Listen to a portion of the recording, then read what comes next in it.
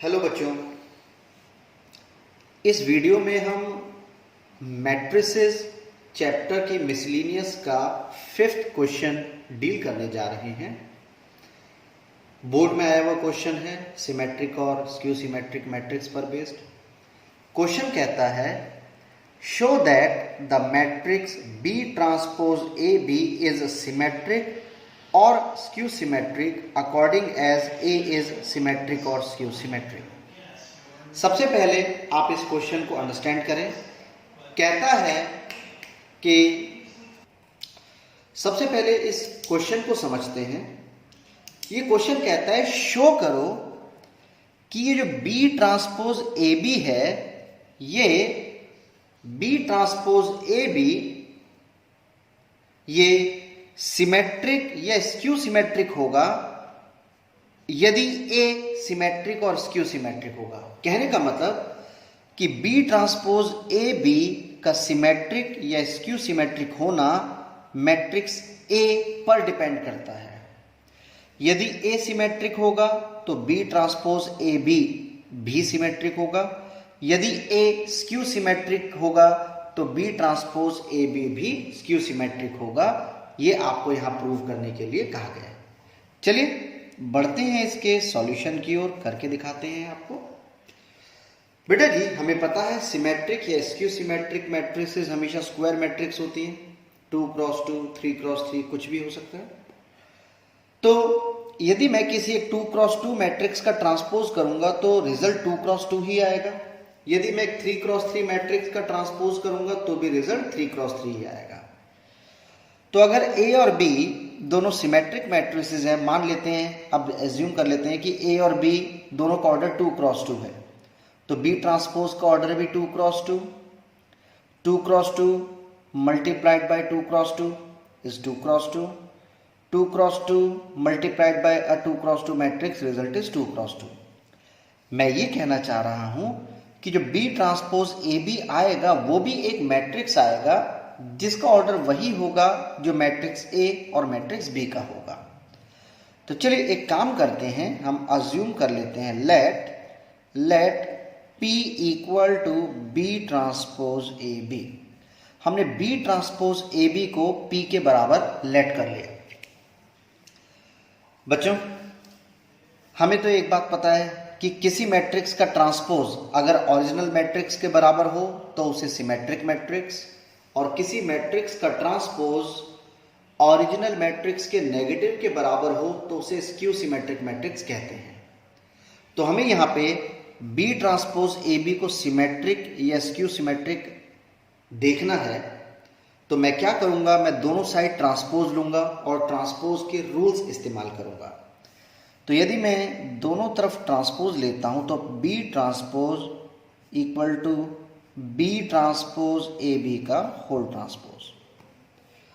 बेटा RHS में left hand side में पी ट्रांसपोज लिखते जाइए।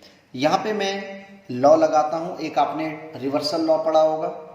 रिवर्सल लॉ आप लोगों को जो पढ़ाया गया था वो था कि ए बी का whole transpose is equal to होता है B transpose into A transpose. मतलब यदि होल ट्रांसपोज को ओपन करेंगे तो रिवर्स चल रहा है। तो अगर मैं इसकी बात करूं तो बी ट्रांसपोज ए बी का whole transpose is using this rule, this is B transpose A transpose into B transpose का ट्रांसपोज। बच्चों, हम ये भी जानते हैं कि बी ट्रांसपोज का ट्रांसपोज बी, आप सभी ने पढ़ा था किसी मैट्रिक्स के ट्रांसपोज का ट्रांसपोज ओरिजिनल मैट्रिक्स होता है। अब यहां पर जरा बात को समझिए। मैं अब केसेस लेता हूं। अब मैं यहां पे केसेस ले रहा हूं। केस वन, यदि हमारा मैट्रिक्स ए जो है वो सिमेट्रिक हो, if A is symmetric matrix. यदि ए एक सिमेट्रिक मैट्रिक्स होगा तो इसका मतलब ये हुआ कि ए ट्रांसपोज ए के बराबर होगा।